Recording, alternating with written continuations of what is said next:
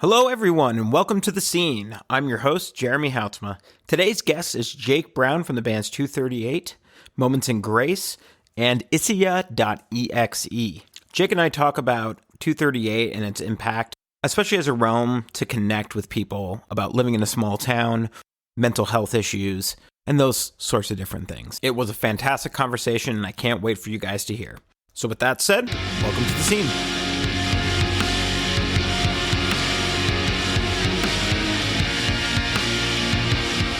What's up? How are you? Nice mic. Yeah. Is that a Shure? It is, yeah. Nice. And my mic stand's kind of broken, so it's like coming up from down here. I'm going to be like, I feel like Bob Barker or something. Tell them what they won. Thanks for coming on, man. I appreciate it. Heck yeah. Thank you for asking me. Your show is great. I've really enjoyed going back and listening.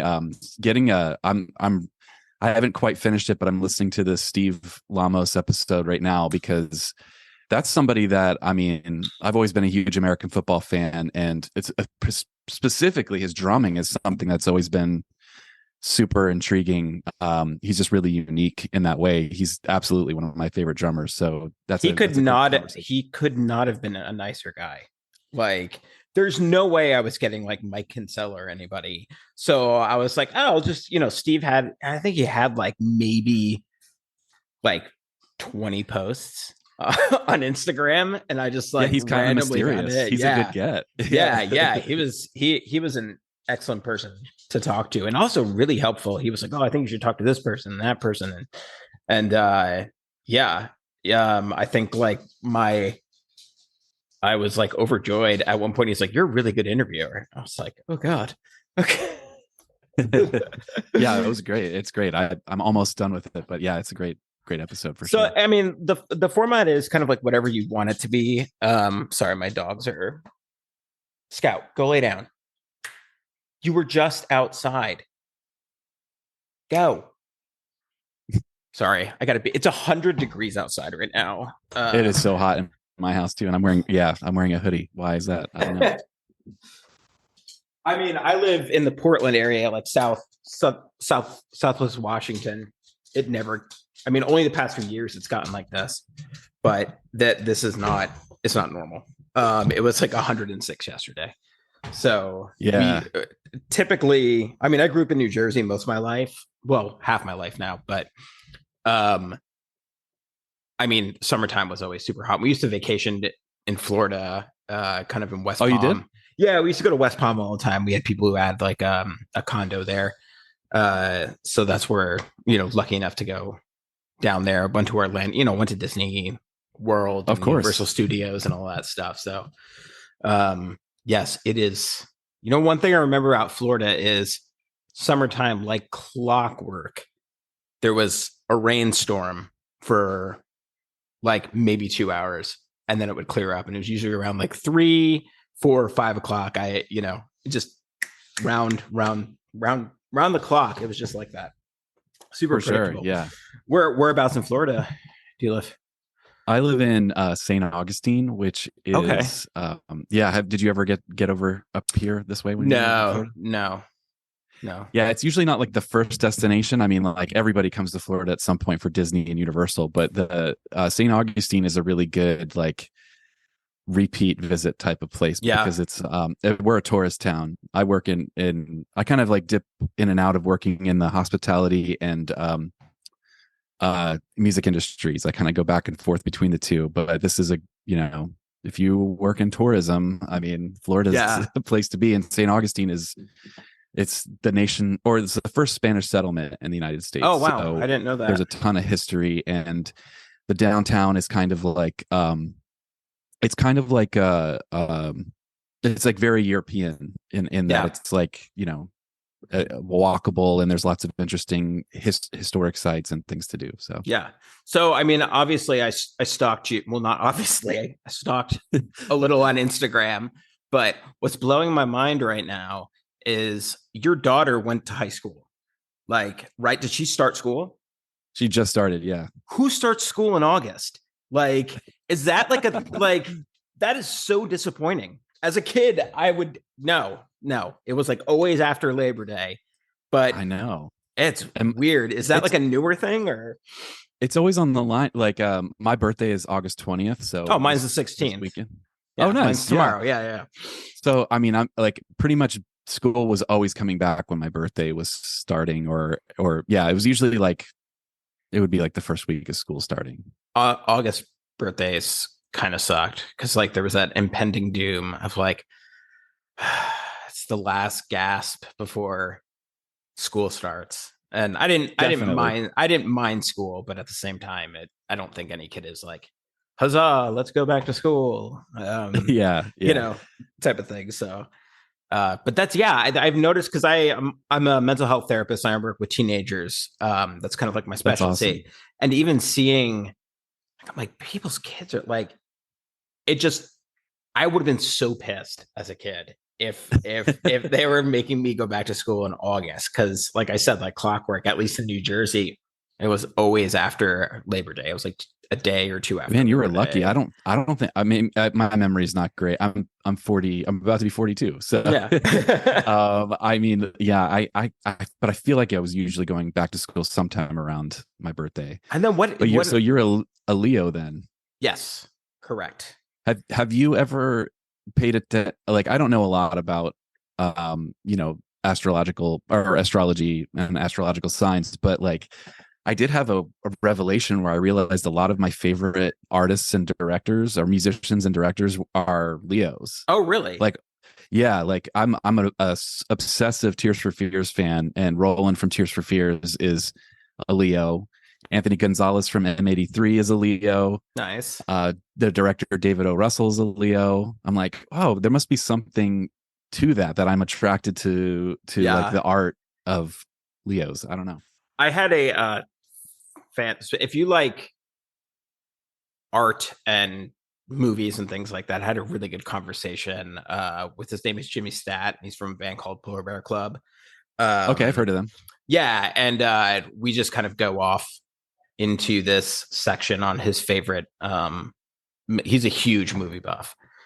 So we talk quite a bit about that. Well, I let him talk. I was actually a TV and film major when I was Oh, in whoa. undergrad, which is not what I'm doing now. But I kind of thought What to do you, myself, oh, that's right. Your mental health. That's so awesome yeah, that you do that. That's incredible. And you work yeah, with yeah. teenagers. I work with teenagers primarily. I'm actually so I have a private practice that I've been doing for about 6 years, and actually starting in September, I'm kind of transitioning out of that.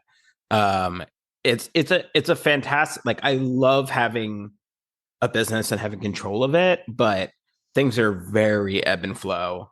And I am very picky about who I work with because I spent some time in community mental health, and you know, just for my own sake of like I have a couple rules to kind of pick and weed some people out, and this might sound weird just because for me it's about sustainability, right? So Right. there's like I can't Absolutely. see everybody, and I'm Yeah. also no good to anybody if I'm just completely consumed, by burnout or whatever. But like It's been a while since I've had a therapist, but I was going to I had when I was younger, I was having kind of a hard time in my late 20s, early 30s, and I went to a variety of counselors, and I kind of wasn't finding a match, and then I yeah, finally found someone that was like the match. She was like the perfect, it was a perfect like patient doctor whatever relationship, but she at one point she told me, I've been doing this for 20 plus years. I don't know how much more I have of this in me. right, I'm yeah, like, yeah, I can only imagine that you're like how draining that is on you to depending on, well, to even talk to one person right, is right. I think something that people don't necessarily realize, and well, I mean, maybe they do. I think there's more and more people who are advocating both in good and negative ways for mental health, but the idea of just trying to be present with somebody, and like my mind is all, I'm listening, but I'm also searching, right? And so I'm kind of doing this silent kind of dance inside of myself where I'm like, oh, that's interesting. Or like I'm sensing through body language or feeling, you're just always kind of like have this kind of radar that's going Yeah. around and like what's going on right now, what's going on for them. And to try and be truly, truly present with somebody for an hour and even have that back to back to back, even if it's not a heavy session, even if it's just kind of Right. like shooting the breeze, it's like trying to keep your attention solely focused, Yeah. on that. And I was recently diagnosed with ADHD, and so it makes it even harder. Yeah. And then Oh also yeah. like I I can't even have imagine. I have my own personal story with mental health, right? And so you're as you're talking, you're also kind of like keeping yourself in check and like, oh, is that bringing up stuff in me, or is it about them? Or yeah, it's a Ooh, that's really, tricky. Yeah, yeah, that it's would very be. it's very tricky. But I went to a really, really good school that had us real, real deep in our own shit, um, and trying to work that out before we ever step foot into a counseling space or office. So it was a great program, which I'm really thankful for. So yeah, yeah, we were talking TV and film, and this is just kind of how it goes. Like we're just go over. I'm Yeah, like yeah. I'm down, I'm center so us down with that. back to the correct me if I'm wrong. You have a YouTube channel. I do, yeah. I've Is had it it? since like the start of YouTube. Like I was like I've kind of always been a early adopter tech nerd, you know. So Yeah, like yeah, yeah, yeah, yeah. I was on YouTube right away, and I was also always like in the 90s. I was always the guy with the camera, you know. Like I like to Yeah. document shows. That was just what I love to do, and it's funny to me that now that like I mean like everybody does it now, but back then I felt a little insecure about it because it was like not everybody wanted to be recorded, and Right. also you're just the only one, but it was also a cool way to like get up to the front at good shows Oh and yeah. try to get good footage. So I just recorded everything for years, and yeah, I need to go back. I need to buy the gear to like redigitize all that old footage. I still have all the old tapes. Hopefully they aren't moldy or anything. But like because some of the stuff I uploaded on the channel is now like not at the right aspect ratio. So Oh like really? really like I've got these old Zayo videos and these old, just lots of old good show footage that needs to be updated. So and tons of stuff I've never even posted. So like I one of these days, I'm What's that? Is I'm a it? dad. So Yeah, and I know yeah, you are too. So it's yeah. like hard to find time. Right, right. It's like there's all the stuff I want to do, but I have no energy to do it Right. at all. And I'm in the my kids are 4.5 and 1.5, so we're just starting out, sort of. Oh yeah, you're Um, just getting started. my mind is just absolutely every day is like screwed up. It's just I was like, I need more sleep. I can barely think. Um, Yeah. you Those are know, tough years. yeah. Those are Oh, they really, suck. really tough years. I mean, and you'll get through it. You'll get through it. Yeah, I It's mean, thankfully we oof. have friends who are kind of, their kids are a little bit older, and they're just kind of like reminding us, and it's like this is hard. Sometimes just having Yeah. that affirmation of like, when did you, and just being able to ask questions like, when did you guys even find time to be together, or like even foster your own like relationship or marriage, was like a Right. super, super difficult. It's really difficult. I have 3 kids, and my middle son Mills is he's allergic to like a lot of different foods, and touch and ingestion sensitive to dairy, eggs, soy, mm, peanuts, tree nuts, fish, shellfish. And it's been quite an adventure. He's 11 now. yeah, And we found out he had all those allergies when he wasn't even a year old. So yeah, for the last 10 years, it's been quite a it's tough, man. How many EpiPens do you have in the house? Oh, they're everywhere. Like, All yeah. expired ones. No, We've trying got to, three right now. My son's got a pretty severe peanut allergy, and does so he? Yeah. yeah. See, and that adds a lot of stress. Not only are you've got young kids that probably don't sleep well and all that, but then also, like you add an allergy onto that, which is so common now. Yeah. It really, when things that they're around inevitably in school and with their friends are poison, Right. it adds a lot of stress. Yeah. I mean, the funny thing is like I don't know how it is in Florida, but we live in like a very progressive area, so to speak, where like people are just like, my son's in like a nut-free classroom. Like there's no nuts allowed just in Oh general. yeah, Right? you're in the Portland area. Yeah. Oh man, yeah. Yeah. So like we need to go there. It's yeah, there's like every and all food allergies are, kind of ticked off. And it's super interesting because he goes to a pretty my 1.5-year-old goes to a pretty like conservative Christian preschool daycare, because it was like the only one that we could like find that would take him. And they're the ones who were like, no nuts, nothing. You know what I mean? It's like it's a legal liability, like at that point, type of thing. But I've never been more thankful for teachers and daycare people in my entire life, and pediatricians. And, my wife's a nurse, so she deals with all like the pediatric stuff because I can't handle it. Like we've had to have my one son, my oldest, in the emergency room like once or twice, and he he had to get an IV, and he was small. He was like 2.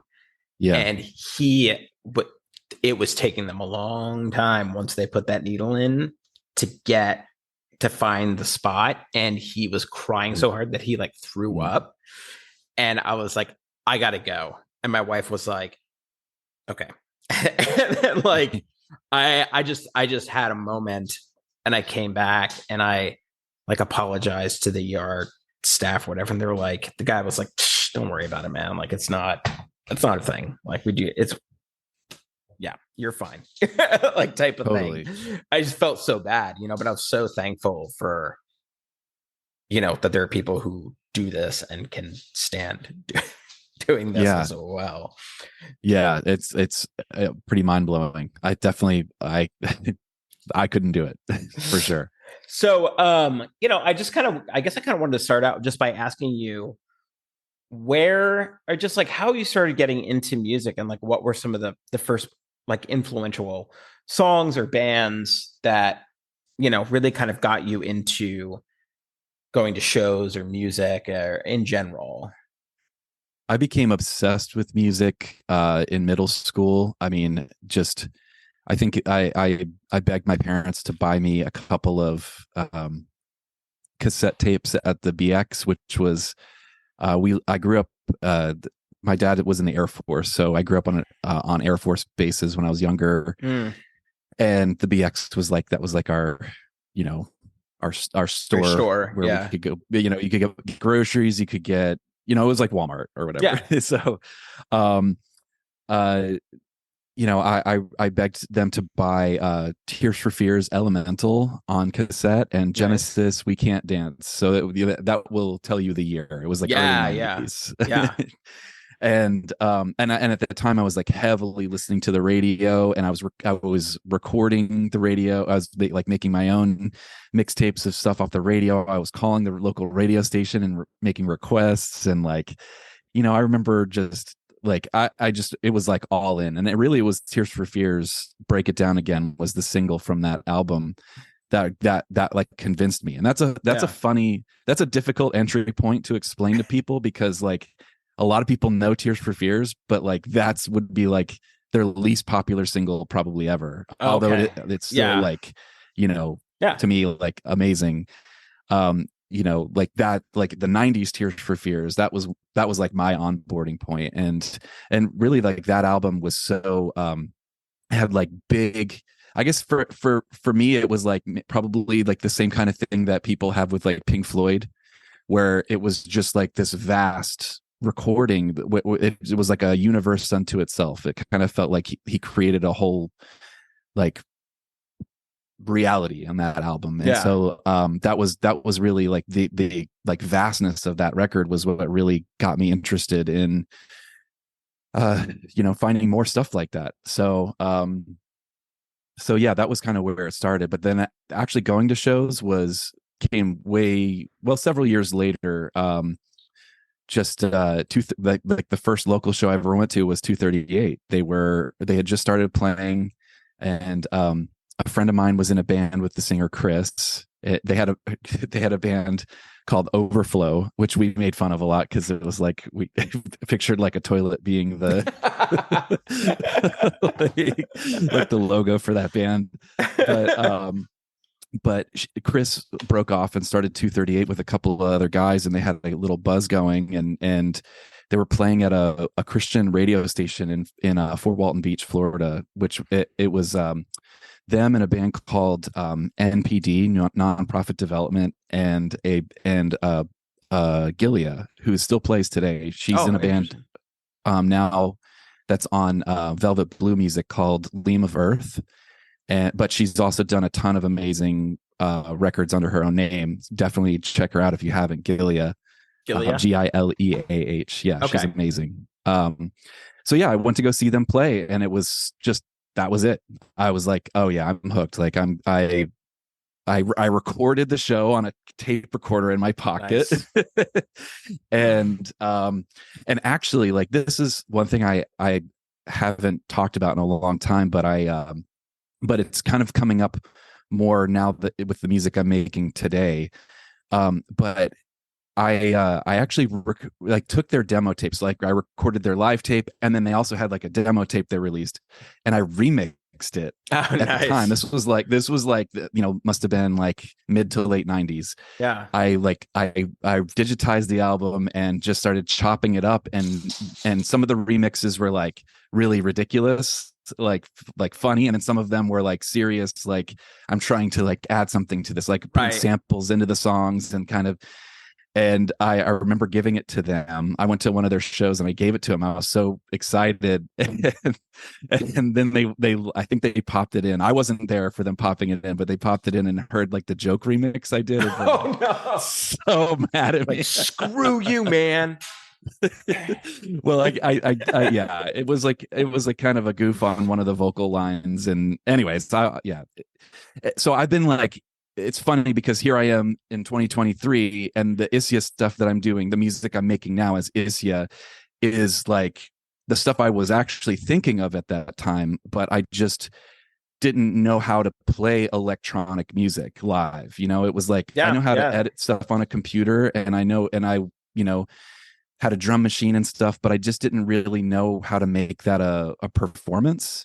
So I always just ended up in rock and roll bands because, that you'd find a drummer. That's easy, right? It's easy to put that together. But I didn't know anybody making electronic music. So it was kind of this like part of my life that I was always interested in and always kept an interest in. But as far as like playing it.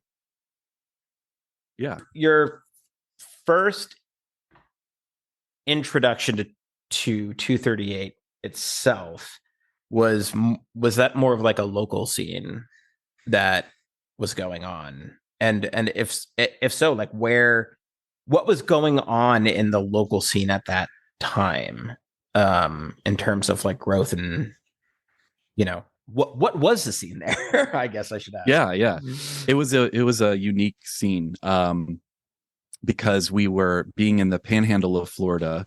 This was like, the town I lived in was called Niceville, and the 238 guys all lived in Fort Walton Beach.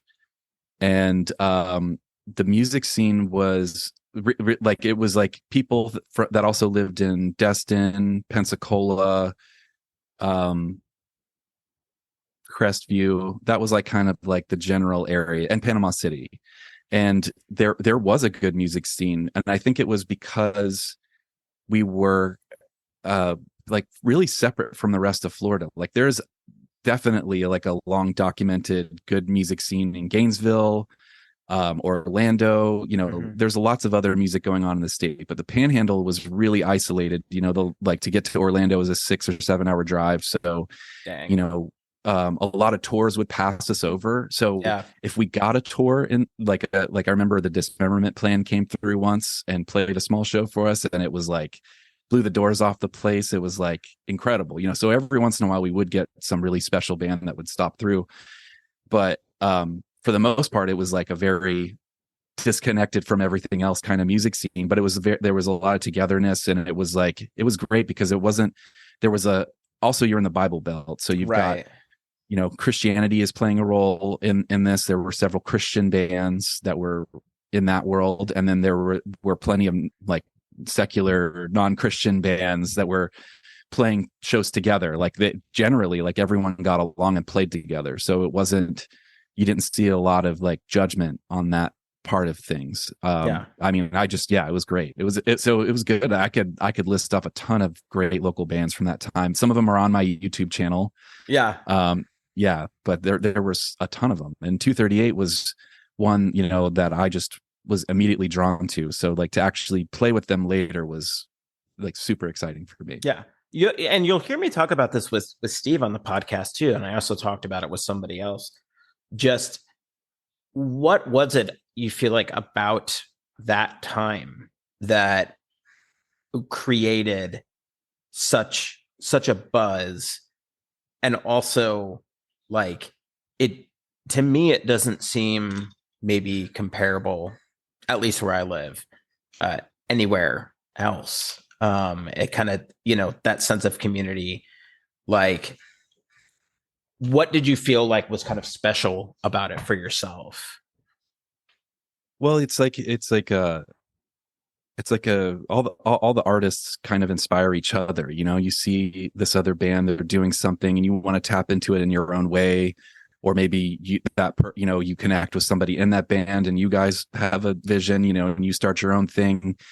And I think it just comes in cycles, like in different towns. I did listen to a little bit of you and Steve talking about that, and I agree. There is kind of like this, modern day, it's easy to just record a record in Logic and post it online on Bandcamp and Spotify. But you are missing out if you're not actually trying to connect with people in your area. And I think that I don't think that it's gone. Like I'm kind like with Isya lately, I feel like I'm in another scene like that right now. Okay. There in Florida, there's a really long-standing Florida goth scene, right? And like goth music in Florida, it just goes hand in hand. There's so much darkness in this state. With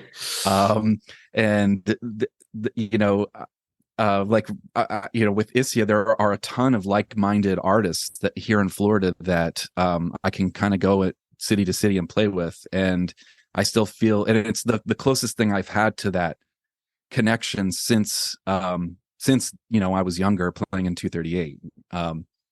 But I've also seen, even here in St. Augustine, I've been in St. Augustine for maybe about 22 years now.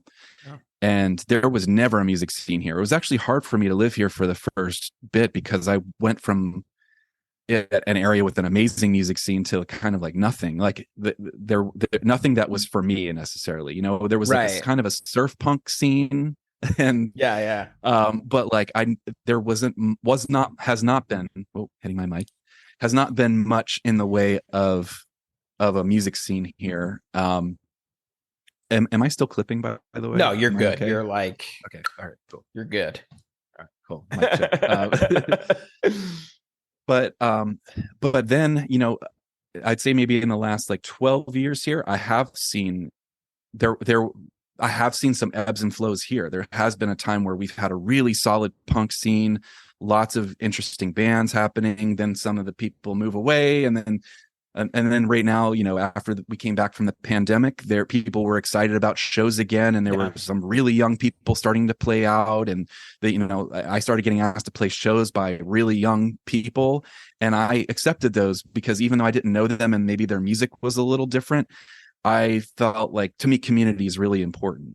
And like kind of seeing what they're doing and then showing them what I'm doing and connecting in that way. And it's awesome. So, I mean, I think that I still kind of feel it right now, Yeah. but I'm also like, it's also very much like something I don't have a lot of time for, being that I'm, Right. married, 3 kids, and working all the time. So Yeah. I try to participate how I can. I didn't do it for a long time when my kids were your kids' age, Yeah. because that's really hard to do. It's really hard to do things that involve you getting out of the house or being in a band with other people during those years. I mean, that's hard on a good day when you're young, like just even Yeah. trying to get ideas together and, people on the same page. Like, there was a certain point for me where being in a band, I was like, I just, I don't want to go to practice. I have grad studies that I'm doing, and like, it's on a good day. Sometimes it's stressful to be Yeah. in a band, especially if you're like butting heads with people and whatnot. I am really kind of curious about the Tears for Fears transition into 238. And what that, like, obviously you were a big fan of the band. But I would say that when I think of 238, I don't necessarily think of Tears for Fears. So was it just like happenstance that did you ask them to play? Did they ask So you? Because I know replacing the bass player was a big deal. yeah, I'm definitely leaving out a big chunk of history, which is I started out with Tears for Fears and Genesis, and at the time, Nirvana, and I was a huge Weezer fan. So when you add, there's some guitar rock for you that starts to come into play more. I start to get into different punk bands and all that, and then at the time I had my best friend he was really into Tooth and Nail, so Yeah. he started or actually 2 of my friends were really into Tooth and Nail, so they started showing me stuff. I remember, I think it was Blenderhead was the one that they showed me that just blew my mind. Just that Prime Candidate for Burnout is such a good album. It's so heavy, and Bill's voice is so good. Gosh, yeah, that album was really inspiring, and really, like, Tooth and Nail was on fire. I mean, they had that lineup in those couple of years were just unbelievable, because not only did they have the guitar stuff I like, but they did have like industrial. They had Clank and they had Chatterbox, and then and those led me to like Circle of Dust, and all of the different things that were kind of in the Christian realm. There was Mortal and Fold Zandura, also one of that. See, it connects with that. So like Mortal and Fold Zandura, that is kind of similar to Tears for Fears. Yeah. Like there are some things you can kind of like match up there. So yeah. So yeah, that's kind of how that. So when 238 started playing shows, and they were kind of like, that they were in the MXPX and stuff like that. So it was like, okay, like we have crossover interest here. And then I was in a local band called Driven that was just me and my 3 best friends, and they're still my best friends to this day. And we used to open for 238. We would play shows with them around, and yeah. So later on, when they went through a couple of lineup changes, and I was like basically in the transition from high school to college. I was working at a video store, and one of the guys, or 2 of the guys, came in the store and were like, "Hey, we need a bass player." So, you're like, I'm down. And what, like, in the lineup, was this before Regulate the Chemicals, or was this during that time? Okay. Yeah, it was before. It was like I joined right after they had just done a tour as was it a 3-piece? Yeah, it was a 3-piece. They'd done a tour as a 3-piece with Jason from Squad 50 on drums. Kevin playing guitar, Chris playing bass. And Chris wanted to move back to guitar because the 238 for years had been 2 guitars and a bass and drums. So yeah, they wanted to work on a new record with Chris back on guitar, and it just like practiced in the first practice, we wrote one of the songs on Regulate. Like it wasn't even like a, hey, you want to join the band? It was like, let's jam together and see how it goes. See how it goes. And yeah. we wrote the song from Regulate the Chemicals called This Town Will Eat You. We wrote it in the very first practice. And which it is was like, okay, a phenomenal song. I love that song to death. Thank you. Thank you for saying I really that. do. That's awesome. To me, like, this is where I get to fanboy for a second. I think 238, especially Regulate the Chemicals, is probably one of the most underrated albums, like, in the genre. I really do. Like, I know that's, you know, people might think that's, I don't know. It just is to me. Like, I think the first time I heard Coin Laundry Loser, which in the ebb and flow of that record is super interesting because it doesn't necessarily match with the other songs. But I think once I found out that Caraba had a little part on that too, and I was just getting into, I went to Oral Roberts University in my undergrad for my first 2 years in Oklahoma. And so I met a bunch of people who were kind of into music and into the scene and stuff like that. And they introduced me to 238. And I think, like, at the time my girlfriend wasn't a Christian, but she was like starting to try and get into it. So I was like, what are some bands she could listen to? She was like into the Get Up Kids and like all that stuff. And 238 was a suggestion. And I just fell in love with that album in general. I think it's so underrated. And there's times when I can't even, it's like I have to be in a mood to just, because I avoid that song, This Town Will Eat You, just because of the amount of emotion that it makes me feel. That's amazing. In general. I know exactly what you mean. I have albums like that too, where it's like, that's okay, this is like one of my favorite albums, but I have to, I don't know if I'm in the right mind for this right now. I can't handle this emotionally. Right. Yeah.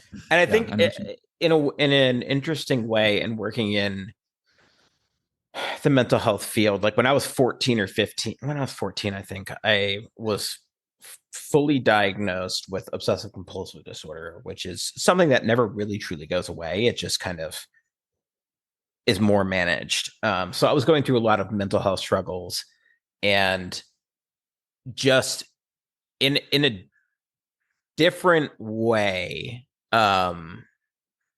Sleep Safely in the Hands of Men. Was that the full title, or was it just Hands of Men? I can't.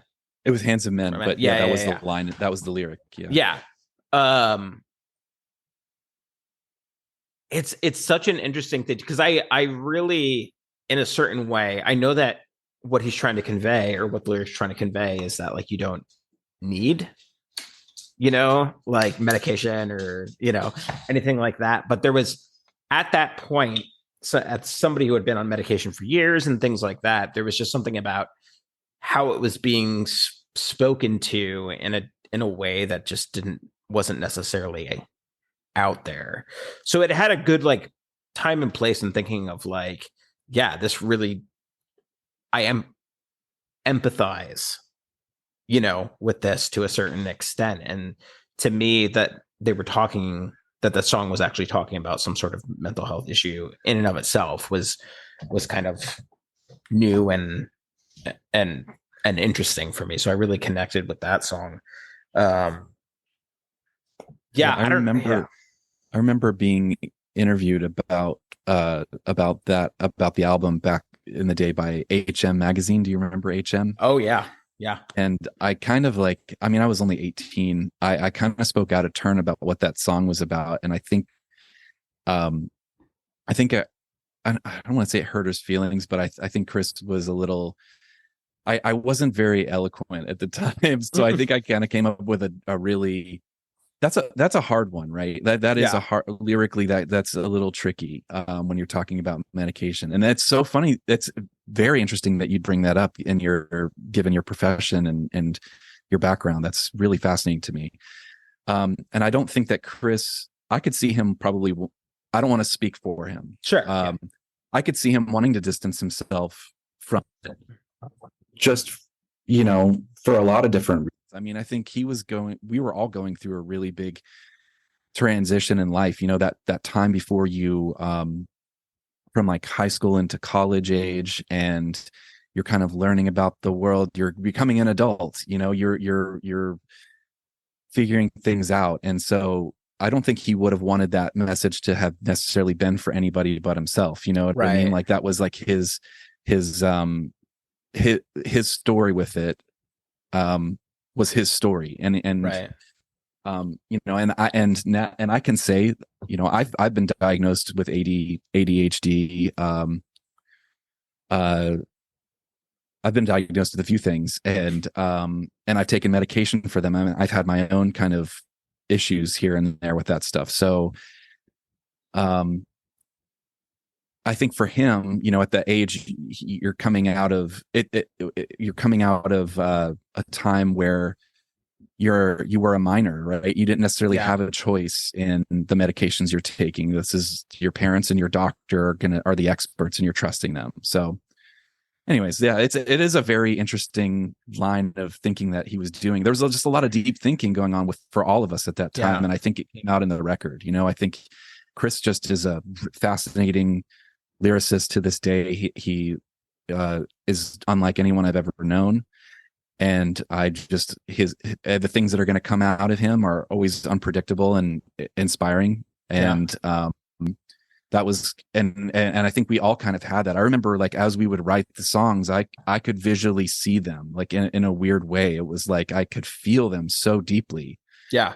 And you're just so full of everything at that point in life. Right. I mean, right. What a powerful time. Because I think too, like when I was I grew up in a really small town in New Jersey, and New Jersey is very compact, where it's like, I could step foot into another town just by like literally placing one foot into it, and it would all look the same, but it was like very compact and dense. And I grew up in a town that had 2 traffic lights, but it was incredibly densely populated in the area because it's right outside New York City.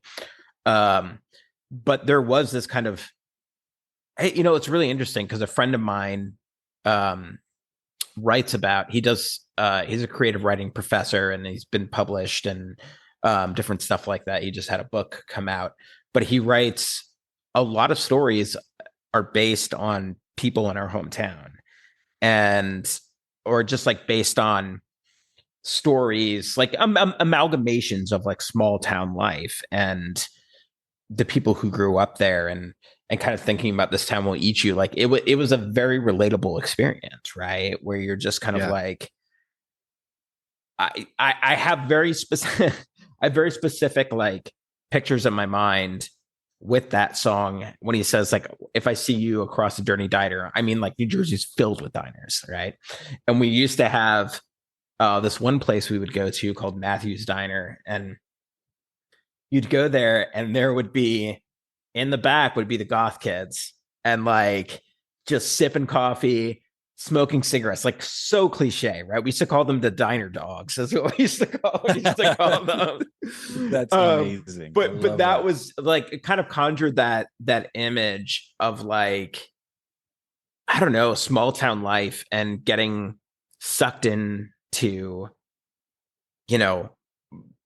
the cycle of a small town and different things like that. And then I think I was researching some stuff, and I guess The Town Will Eat You was like a poetry book, I think, or something, or a poem that Chris had written, or something. Yeah, like he that. did. Yeah, he did have a book. I don't know if it's the same. I remember when we did the tour for Regulate. We toured. We left for tour, and the album wasn't out yet. It came out during the middle of the tour, I think. And he had made he had like handmade copies of a book.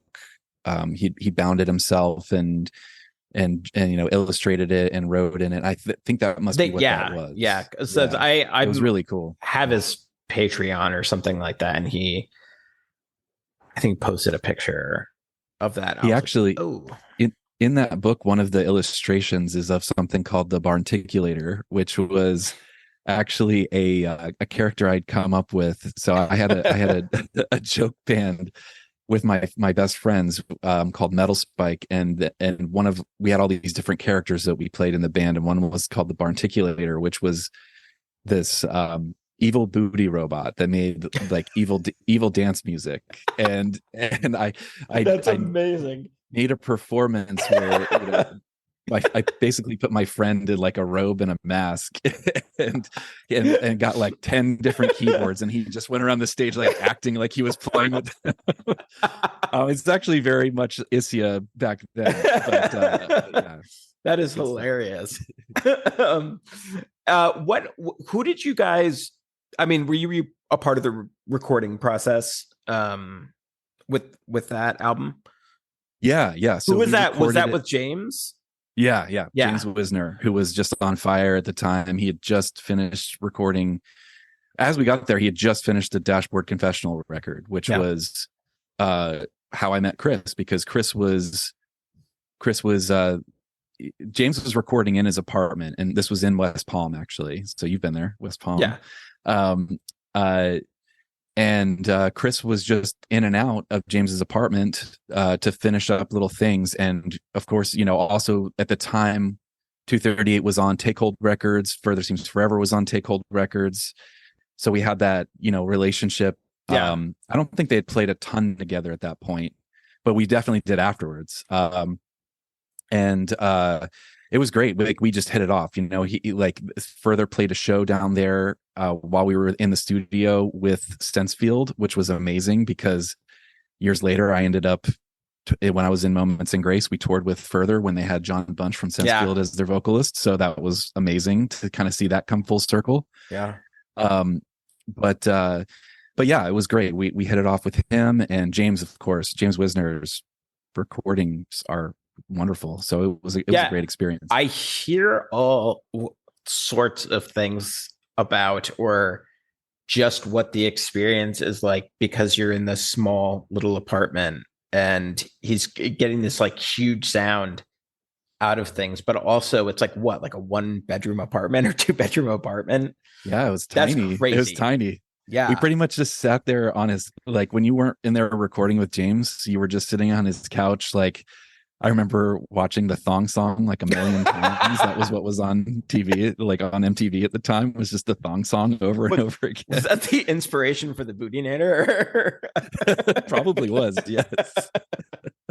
I also remember, I have a great Chris Carrabba story. I remember hanging out with Chris a lot at the time, because you're just sitting there doing nothing a lot of the day. And I remember running to the store with him. He picked up a copy of the new Rolling Stone, and it had Sarah Michelle Gellar on the cover, and he was like a giant fan, and he was just like, I just going off about how much he likes her. And then like fast forward maybe like 4 years later, and he's on the cover of Rolling Stone. And in that article, I bought it when I saw it on the newsstand. I was like, that's crazy. He's on the cover.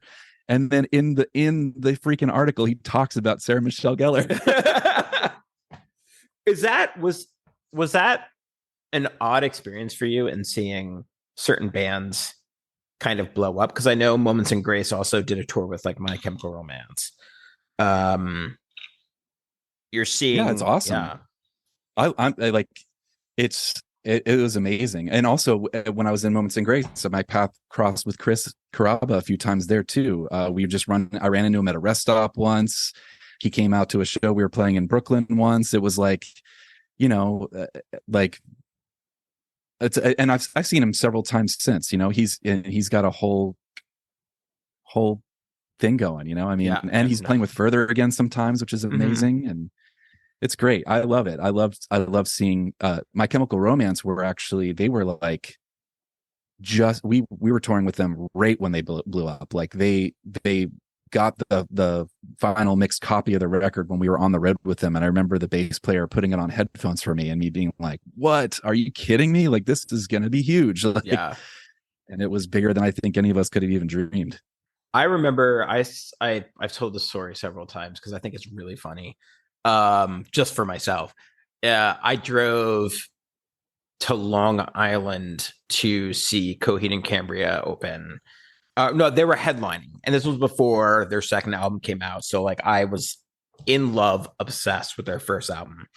And like to this day, like my screen names have like some part of the second stage Turbine Blade like in it. Like, but I My Chemical Romance opened for them. And I I just was so impatient, and like they were so all over the place that at one point I was just like, boo, started booing. I was like, oh no, get off the stage. Because I was not having it. I had driven a long way and I just wasn't into the music at the time. And they changed a lot too, really fast. yeah, I think this, you know, I don't want to speak too much about them, but I just remember when we were touring with them, we were surprised by the record because it sounded nothing like them. right, like, right, yeah. And I don't mean that in a bad way, because we loved them personally. We thought these are like the best guys. Like we love being on tour with them, and they are a good band. But I don't think we could quite figure it out, you know. Right. And then it was like, then we heard the record, and I think that they were just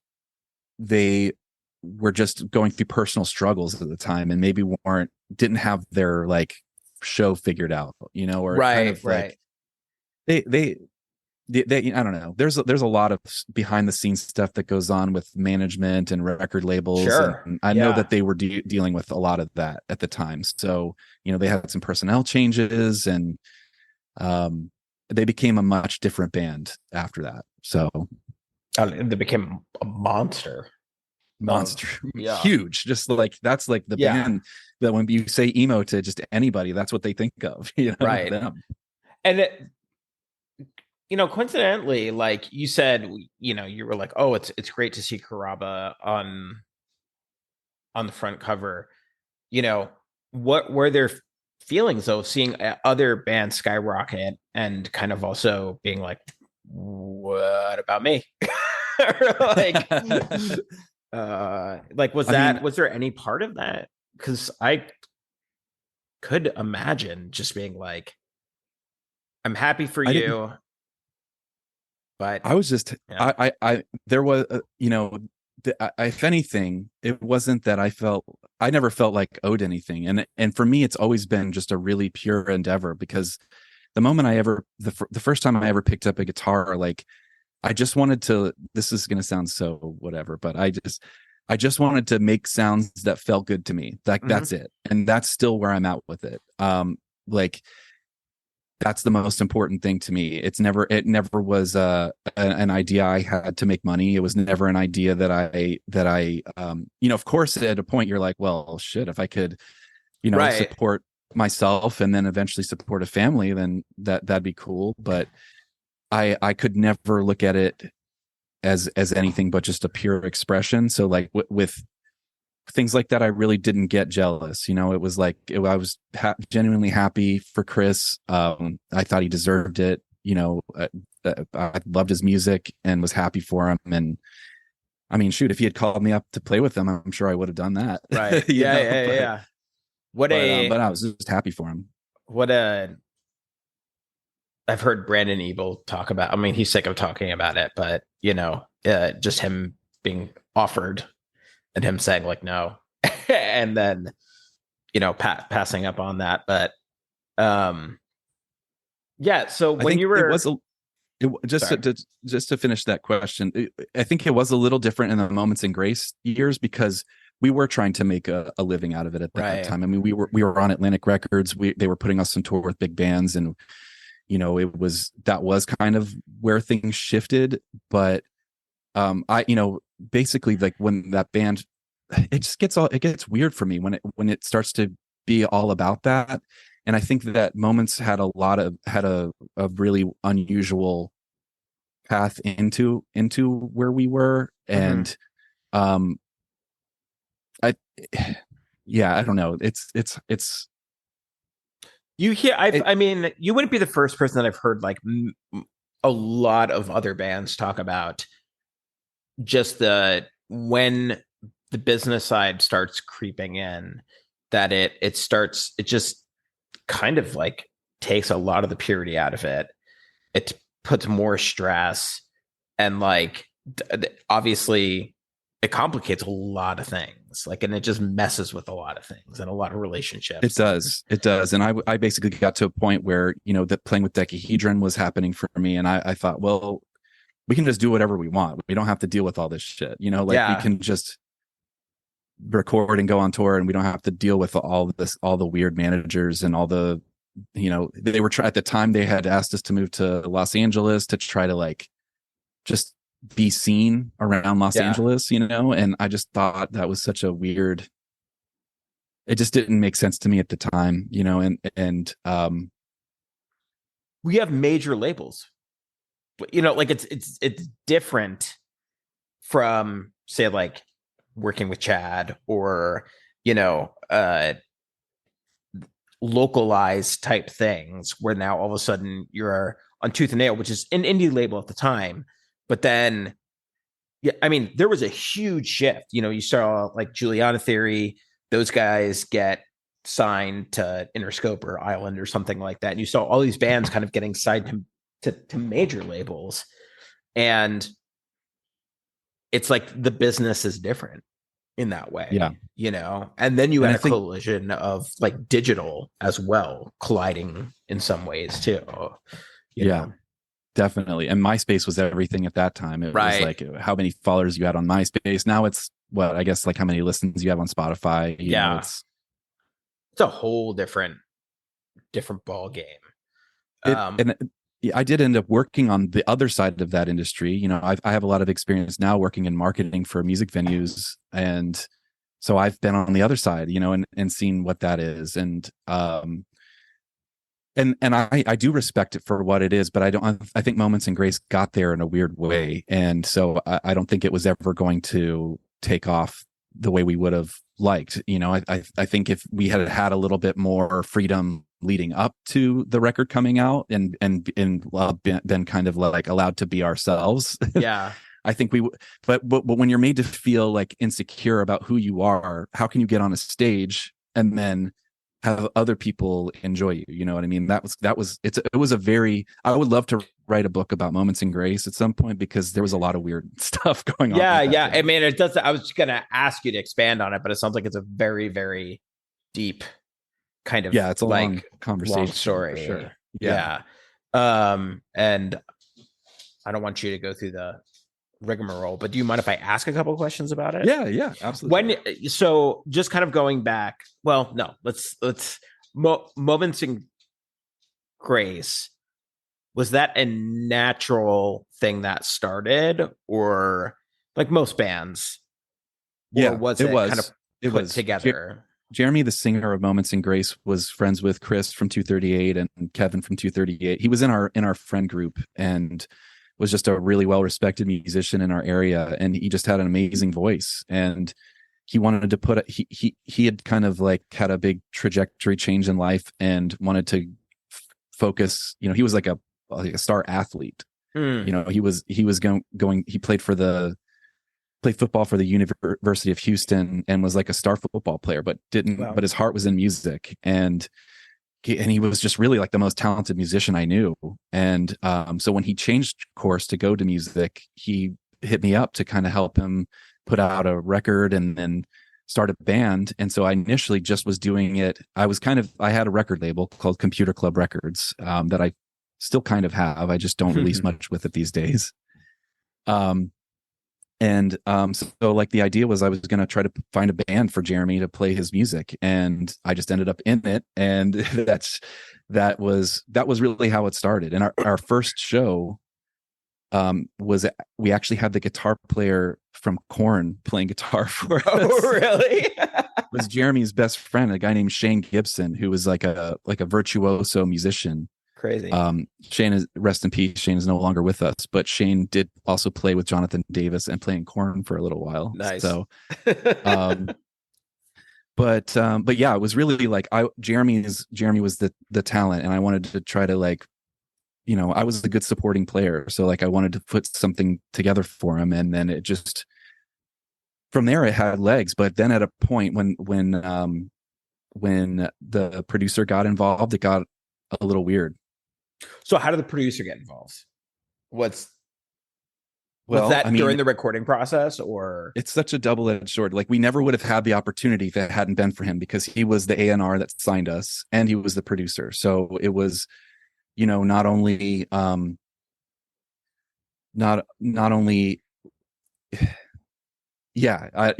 so we would have never had any of those opportunities, and we had a lot of opportunities. I mean, shoot, like the record label gave us tour support, they bought us a van, they bought us some gear. Like they we weren't like, we were still working jobs and just getting by, but like they, as far as they funded the band, and that was like incredible. So also like recording with the producer was amazing. Like his studio was great, and he's a very talented person, but I just think that he was a young guy too at the time, trying to make sense of it.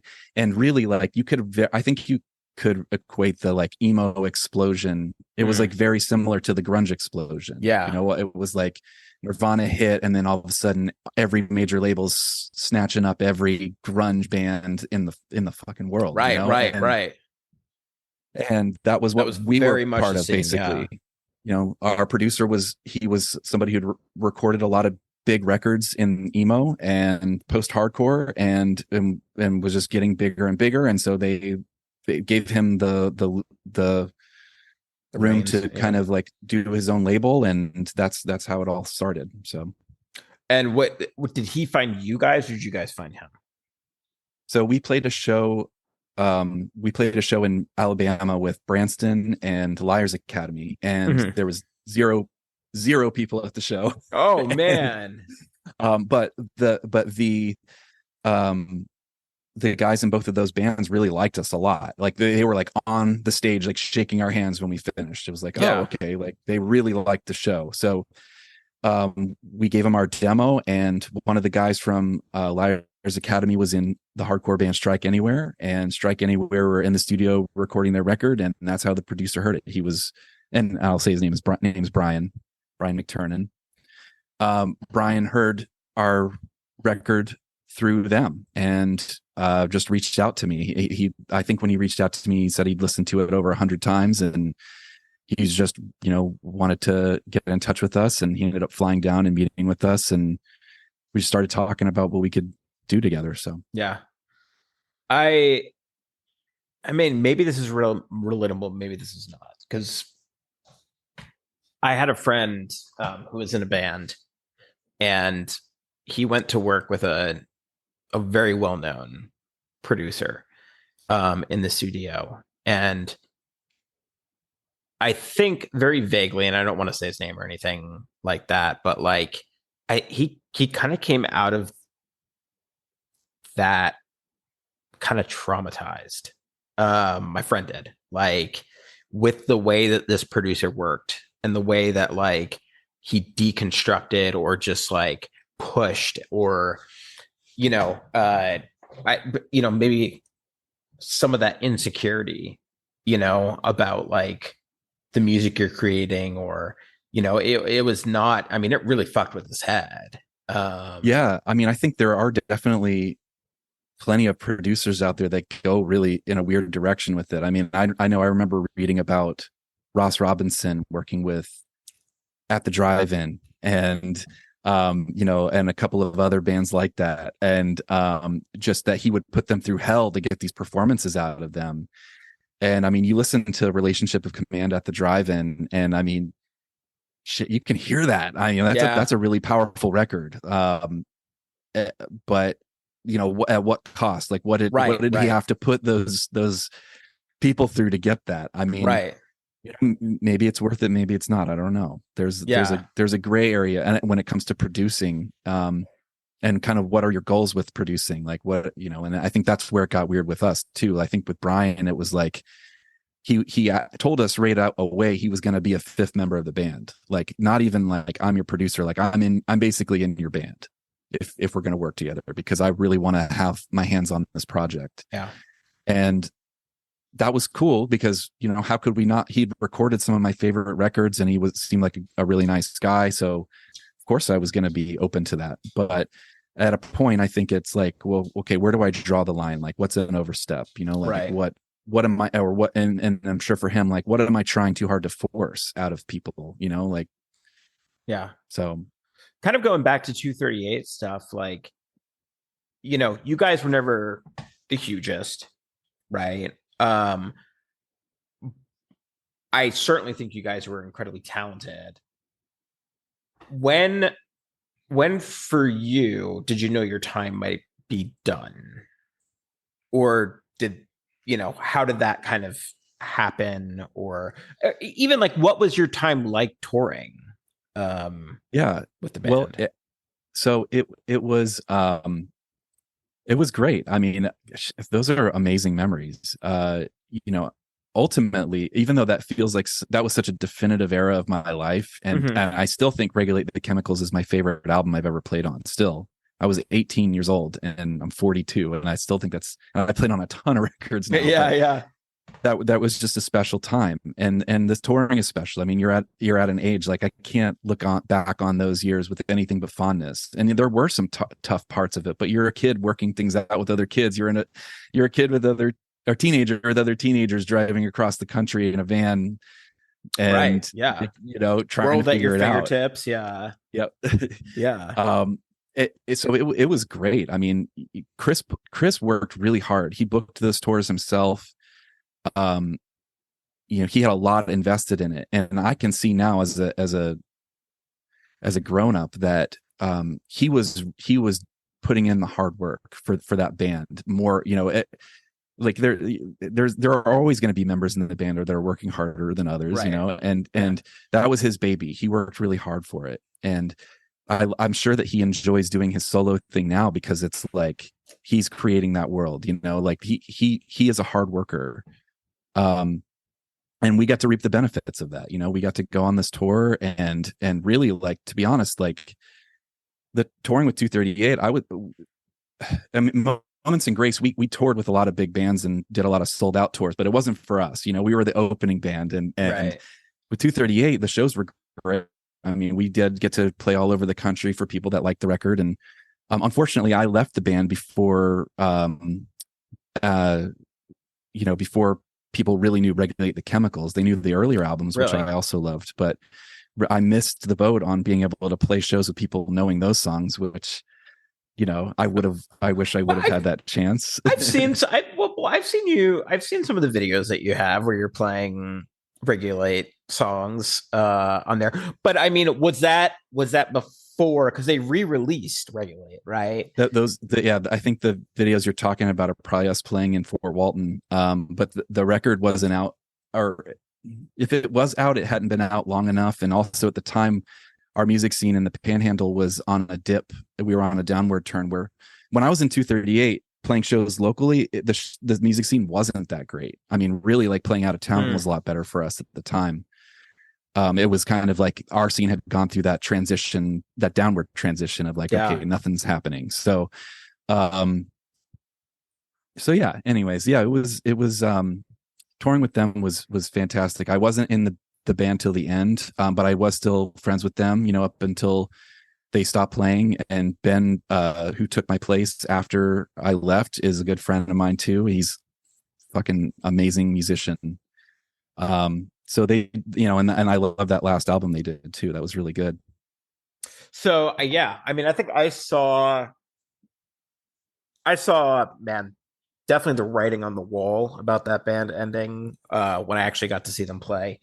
And granted, this is like just my recollection of it. They played at a place called the Java House in Tulsa, and had sort of a local band ish. They were from Texas, open for them. But there was like nobody there. And is what I remember. And I remember that Chris was really sick, and they all looked miserable on stage. They did. They looked like they had been put through the ringer. And here they're playing in Oklahoma to like, 10 people. And I just remember feeling so bad. Like, I'm so thankful that I got to see them play. But that was when, You Should Be Living had come out and whatnot. But yeah, I remember I was like, I don't see these guys lasting much longer. Like I can't imagine being. I think I think my scale for things is so skewed. Like I probably would be like, I bet you Chris or Jeremy would have a completely different Yeah. answer for this than me, because for me, like playing shows for like 4 people in the middle of nowhere, I love it. Right. Like that's like those, like some of my favorite show memories have been shows like that, and definitely some of the best moments in Grace and 238 shows were shows like that. Yeah. And still, like as Isya, like I'm doing these shows now and I'm still having that experience. Uh I guess I guess for me, like it's more about, okay, the people that are there are really connected, and I really connected with them, and we shared that energy, Yeah. and the size of the crowd never really I mattered. can't But say that that's how they felt, but I was trying to put my, like, I was like thinking in my shoes, because in my mind, these albums and stuff like the experiences mean so much to me, right? So you're looking at it in terms of, you're like, these guys should be fucking huge, like, or I mean, whatever, and I know exactly what you mean, and I also know what you mean in the darkness the shroud of darkness that probably was over 238. I mean, to be honest, like that band had a lot of struggles. There were a lot of things that they went through over the years. Before I ever joined the band, their bass player was killed in a van accident coming back from a festival. They had flipped their van before I joined, on touring. They'd flipped their van on ice, and that was absolutely terrifying for them. To the point where when I was in the band, Chris was the only one that could drive because he just couldn't feel safe with it. And I totally understood. Like, like you go through something like that. I mean, I can't even, especially having lost Kevin years before in that car accident. I mean, that must have just been terrifying for them. So, and it is hard. You're poor. You don't know if you're going to be able to buy yourself food the next day or make gas to get to the next city. Like, and I mean, there were struggles, and also like being in bands. I mean, you've been in plenty of bands, right? Like it's hard, I mean, there were definitely times where we got mad at each other, and I said, oh, I'm quitting. I'm gonna go back to school. I'm gonna go finish college. It happens. That's also why I'm at 42. I'm glad to be playing a solo project. It always kind of time for that. Like, I mean, I know that Chris has done a lot of, he's been in music a lot, past that, a lot of solo stuff, a lot of whatever. I always got the impression that, like, and maybe it's not true, but I always got the impression of just like seeing him, or just like watching him, that like 238 stuff he doesn't particularly like to touch. Like it's maybe not necessarily a thing he likes to spend any time with. I again, I don't want to put any words into Chris's mouth, but I can just tell you what I know from my time with them, which was, when I started playing in the band, I think we were all feeling this, or most of us were feeling like getting away from the Christian aspect of the band, but at that point you've already released records on Take Hold. You've already, we're already booked for Cornerstone that year. Like there's all kinds of things. So I think you're kind of like, well, what do you do? Because when your faith wavers and you're in a scene like that, like, so I don't know. I don't know where he was, but I do remember that being something that we talked about at the time, like kind of like, how do we do this? And also I think one of the very first shows I played with them was some kind of Christian venue. And then we agreed after that show that we were going to try to like scale back on that, it's hard, I think that's probably why there isn't as much of a Christian music scene. Maybe there is, and I just don't know about it. But that's when you tie your faith into the art that you're making. It's like kind of tricky, because like you grow up, you change, you develop, and I mean, and then it becomes like heresy, right? And people judge you, and there's this whole swath of judgment that comes. It's like if you say a swear word, like, oh my God, all of a sudden it's like, are they even Christian? And blah, blah, blah. It's like, we never wanted to be Christian in the first place. Like, we were just playing Yeah, music. like when Tooth and Nail re-released that album, they changed the song title from "The Bastard Son and the Spoiled One" to just "The Spoiled One." Oh, really? You can't say bastard, right? um, and like I had friends who were in a band and did some touring and stuff like that, and they were kind of ostracized from both worlds. Like, they weren't Christian enough for the Christian music scene, and they weren't not Christian enough for kind of like the even like some of like the Tooth and Nail scene or like militia group like that.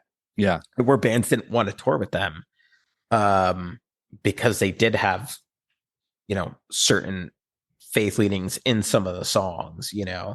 and that was a very weird experience, I think, for them, and frustrating too, because like they were great, their band was great, the band was called Edison Glass, and I they're remember all them. phenomenal musicians. James was my roommate. They played background on like an EP I did, and they're I might but have. Were they playing around the same time as 238 or Moments in Grace? I feel like it's possible. I They might got have met somebody in signed. Tom Fest.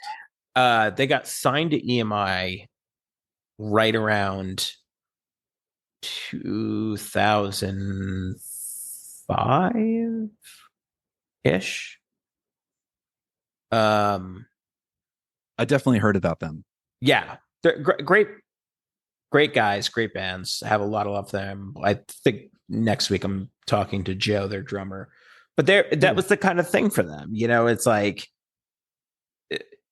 they were just kind of like I think they wanted to get on a tour with Copeland, but Copeland was like, no, we don't want to play with these guys, like, because they're too like Christian, type thing. And like, so even getting on certain tours for them was just like really hard. That's interesting. That's yeah. The only time I ever saw Copeland was they were opening for Switchfoot on tour. There's the very first show of our tour with My Chemical Romance was in Boston, and we were playing at a venue that had two stages, like they could have two shows at once. And the small stage was Avenged Sevenfold, My Chemical Romance, us, and not Darkest Hour,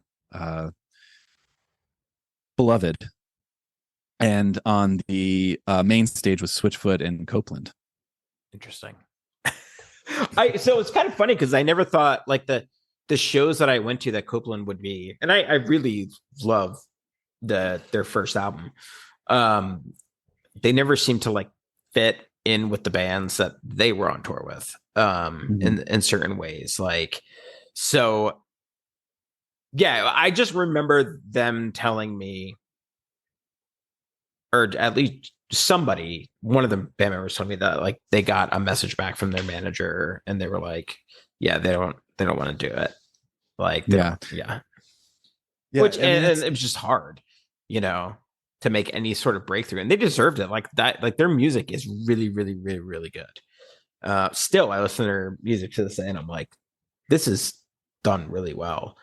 But it's in that kind of like, the scene was changing a little bit at that time too, I guess like for you, did you know it was time to leave 238, or was it like a band decision, or like what did the exit look like? I got kind of upset on tour about just something that happened at a show, and I think I also think that, like, growing up, like, I had placed some expectations on myself, and I don't think that I think I was a bit grappling with the idea of being like a starving artist, like, Yeah. like I didn't feel like that was an option for me. Like I felt like it always felt like, and maybe this is just like my upbringing, but I felt like, well, that's just something you do for fun for a while, and then you go put on your big boy pants and you get a job and you start a family. And so I think that that's kind of like, for me, it was a bit of like, oh, I felt a sense of urgency to be able to pursue my education at the same time, and not only play music. And the school I wanted to go to wasn't in our hometown, so that was kind of why I left, and they were able to pick up seamlessly with Ben, because Ben was a friend of the band, somebody that was around a lot that we were close to. So it was easy for him to step in and just take that spot. I mean, really, again, also the drummer they had at that time, James Diedrich. Oh, that guy I keep in touch with him. He's an amazing drummer, super under the radar guy that's always made cool music. There were just a lot of good people in our area that they could use to carry on the band. So, cause everybody in the Panhandle loved them, I mean, they just were a beloved hometown band that everyone respected. So what was your favorite group of guys or band at the time? What was like your favorite band that you toured with in all of your musical career? As a member of, or a band that I actually like that we were on the road with. Yeah. Okay. I mean, I'm gonna cheat and give a two-parter. I mean, the easy answer is Decahedron, because I ended up playing with them. Mm-hmm. It was because Decahedron was just Jason Hammaker and Shelby Sinka from Frodis, and I was a massive Frodis fan. Again, tooth and nail. Like that was that era where I started really like get into punk rock, and like to me, like Frodis was like, they were a band I would look at pictures of on the early internet and be like, whoa, they look crazy. Like that guy has glasses on and he's freaking out. They were just a really intriguing band to me. And I loved that they tied in all the imagery and storylines and stuff to their music. So that was that.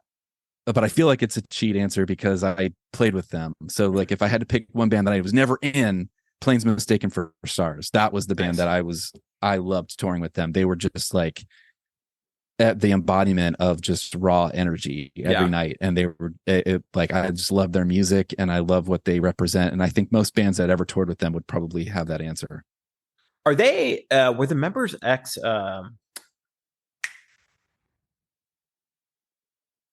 were they like Mineral or something, or what? No, but when they started, they were on Deep Elm Records, so they were kind of in that like that group. But then they set themselves apart with their like really quickly with like a more aggressive kind of vibe. Right.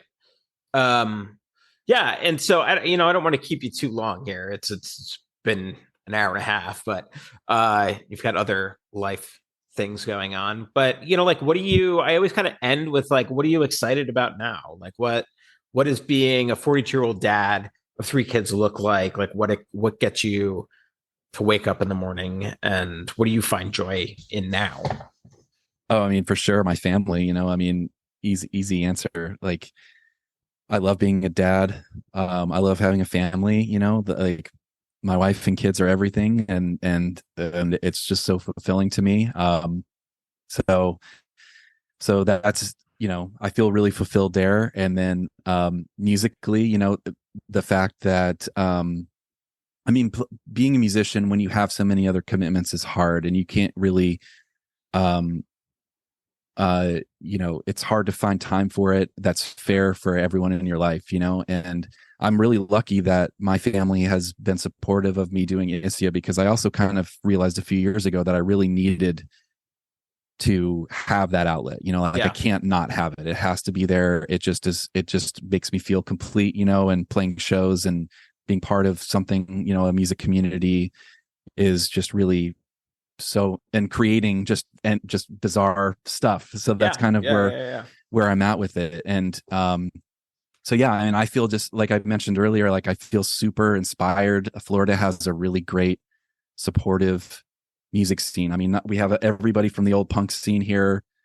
Not everybody, but there's still people like figures from the old punk scene. And then you've also got just such a good underground, bizarre electronic and experimental and gothic like kind of thing going on. And there's just pockets in each city of people that are creating really inspiring stuff. Like right now, I'm really intrigued by the idea of like a one man, like like a SP404 sampler based punk band, like that, Yeah. like that's kind of what I'm doing with Isya, and I see other people doing that.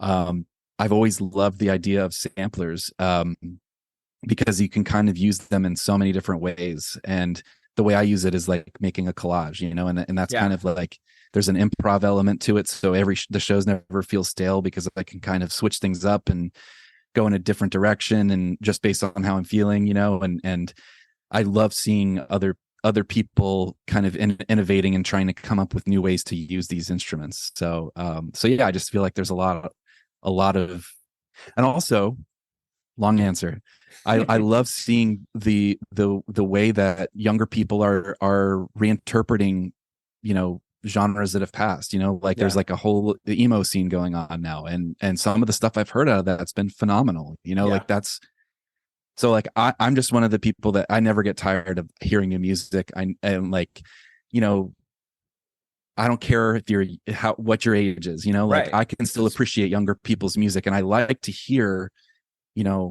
I think some of the music criticism I hear is like, oh, that just sounds like whatever happened years ago. But I feel like with genres like shoegaze and just like every genre, I feel Yeah. like there's worlds left to explore and expand upon. So like, to me, it's Well, everything always begets everything, right? It's like, so we go, well, that sounds exactly like Tears for Fears or like that, you know what I mean? And it's like, well, yeah, that's because we're, instead it becomes this criticism of like, oh, they're trying to sound like Taking Back Sunday, or they're trying to sound like, you know, Promise Ring or like whatever. And you're like, well, yeah, of course, right? Because they're inspired by those bands, and therefore they end up, making music that's inspired by that, right. And if they can bring something new to it, bring their own personality to it, bring their own thoughts to it and their own spin on it, I mean, you're left, a lot of times you're going to be left with something interesting. So yeah, I think you're one of the first people that I've talked to that it seems like you have a really good connection with the younger generation as far as music goes. And in terms of just like being asked to play, and like, is that for you more, how do you approach that relationship? Is it more of like like you're the older guy in the room who's got his experience, and well they're kind of looking to you in some ways, or like, what is that? Or are you just like, okay, we're equals, man? right. The key to this working for me temporarily is that I can't grow a beard still. I'm 42. I can't grow a beard. Me either. People think I'm a lot younger than I am. Like people that never know how old I am. Like I'm, I almost always people think I'm in my 20s or, late 20s or something. So yeah, so I don't think that I come across as threatening to the younger people that I play shows with, which is good. I'm not a threat, I promise, guys. But yeah, I also think that they're used to like older people kind of shitting on what they do. They're kind of like, or not caring. And Right. and to show that somebody that has experience cares and like is interested in what they're doing. And, I think that it's good vibes, like it's and if I can, and I love to be able to give advice where I can, or to be supportive how I can. So so yeah, like that to me is, and also, I've got my kids coming up, like Right. they're, my son is really into drumming. He loves cursive and sunny day real Nice. estate. And, so, I just, and also marketing is another thing. I've worked a lot in music marketing. And Okay. so like, I just have to kind of, when you do that, you have to really you have to kind of understand like what different age groups of people are looking for. And, Right. and I love, that's beautiful. Like, I love understanding that, okay, people in this age range, they want to hear classic rock, or younger bands that are inspired by classic rock. Like there's different things that appeal to different generations. And so like, I kind of just developed an appreciation for all of them. Last question here. Who's an artist still living that you have not seen that you really want to see? Ooh.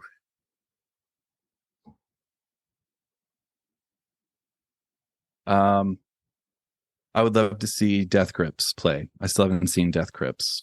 Yeah, I think there's probably somebody I will think about this question later and be like, oh, I should have said that. There's going to be someone that hits me and I'm going to freak out that I didn't say it. But I mean, for right now, Death Grips pops to mind. They have played here a time or two, but I don't think they tour that often. And I love their approach. I think that's like, to me, that they're like the most punk band that's not that there's a contest, but like, they are so punk to me. Like, they just don't sound like anything else, and they just do it completely their own way and always have. And I love that. So, yeah. And also they bring all of their energy to the performance, and that, like, playing live for me, like if you come see me play as Isya, like that's where I'm at too. Like, yeah. I just want to bring everything I have and leave it there, you know? So that's those guys. Where can people listen to your music? Bandcamp, Isya, ISYA.bandcamp.com, or it's on all the streaming services too. Okay. And then I will admit this was a unlikely project to be one that I'm playing live, because it's kind of a difficult listen. So the old stuff is really abrasive and kind of hard to listen to, challenging, I'll say. I think the new stuff that I have a new record that's going to be out by the end of the year called Trance. And I think it's a concept record, a la like Curse of Domestica or Pedro the Lion, mm-hmm. Or Genesis, Lamb Lies Down on Broadway. Like, I love concept albums. So this is a concept album about hypnosis, and kind of ties in, what we're going through with our phones and screens and media. So, and I think it's going to be a little more listenable than some of the other stuff. So hopefully people will check it out if they hear this and are interested. Yeah. Awesome. Well, Jake, thank you so much for taking the time. I really, really appreciate it. And for responding right away too, because that was really nice. And sorry that I missed our other date. Totally I'm the fine. worst. I have terrible memory. It's fine. It's I relate. Both have ADD. Yeah, exactly. I got it up here. exactly. And there's a medication shortage, so it makes it even heard worse. About that. Yeah. But yeah, thanks again. I really appreciate it, and I will let you know when I'm going to get the episodes out. I'm pretty slow at rolling them out, just because fine. I have a business and the kids and stuff like that. So totally yeah. Thanks again. I appreciate it. Oh, thank you. Awesome. Well, that about does it for this episode.